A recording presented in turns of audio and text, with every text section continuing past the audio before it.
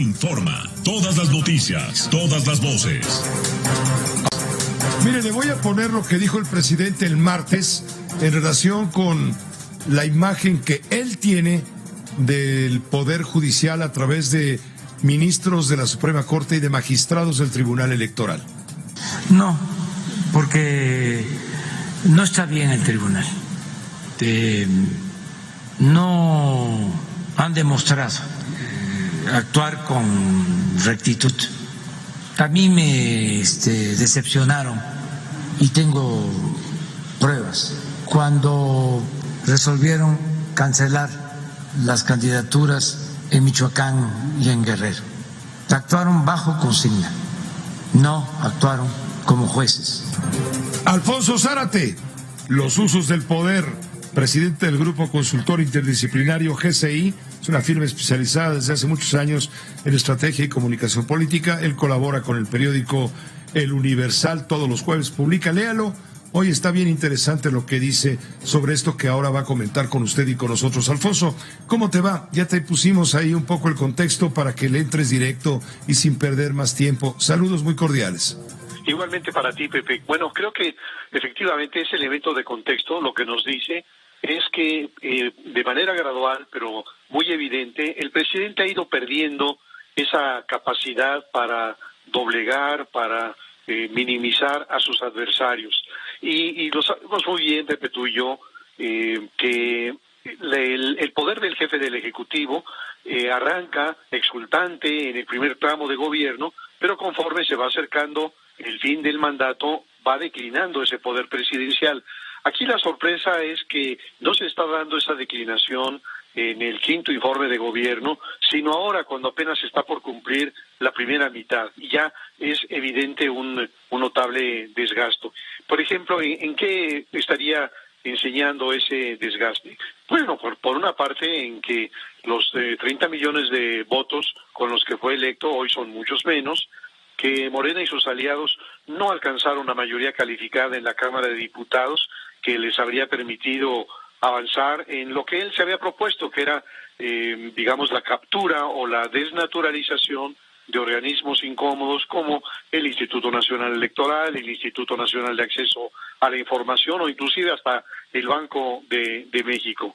Y aquí subrayo que uno de los movimientos más alarmantes de este gobierno fue esa decisión de introducir de una manera tramposa un artículo transitorio a la Ley Orgánica del Poder Judicial de la Federación para prorrogar el mandato del ministro Saldívar como presidente de la Corte y también prorrogar el mandato de varios miembros del Consejo de la Judicatura.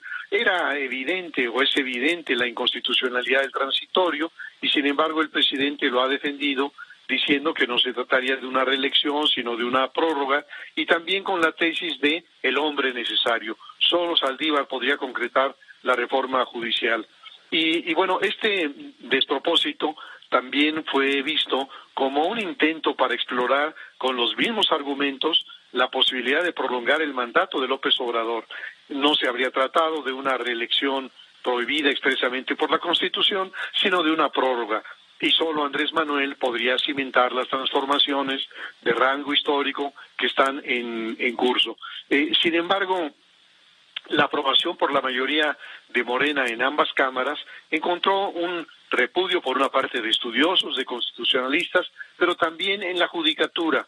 La Asociación Nacional de Magistrados de Circuito y Jueces de Distrito del Poder Judicial de la Federación se pronunció en contra y denunció la injerencia del Poder Legislativo en el Judicial. Y finalmente, como lo sabemos, y tras conocer que su prórroga iba a ser intransitable, el ministro Saldívar anunció que no permanecería más de la fecha para la cual fue elegido. Y luego, si nos movemos de la Suprema Corte al Tribunal Electoral y vemos que el presidente le pedía a los magistrados que renunciaran para hacer una depuración, y no solamente no renuncian, sino que además le dan un golpe al magistrado José Luis Vargas, el hombre de Palacio Nacional en el tribunal, y todo esto lo que nos dice es que el presidente está perdiendo esa capacidad para imponer su voluntad. Por no hablar del caso del INE, en donde también ignorando las intimidaciones de Mario Delgado, el gerente de Morena,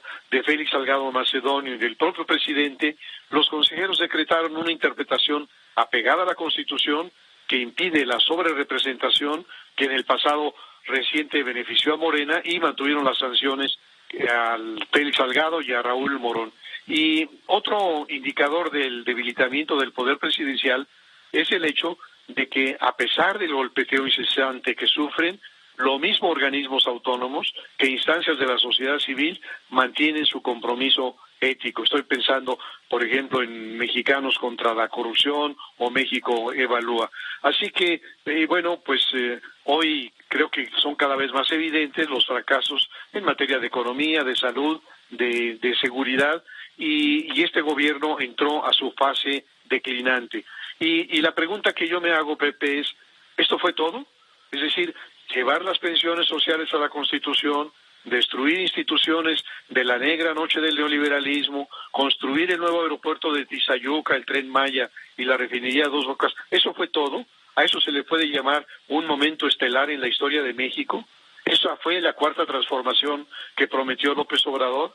Una transformación de las dimensiones de la independencia, la reforma y la revolución.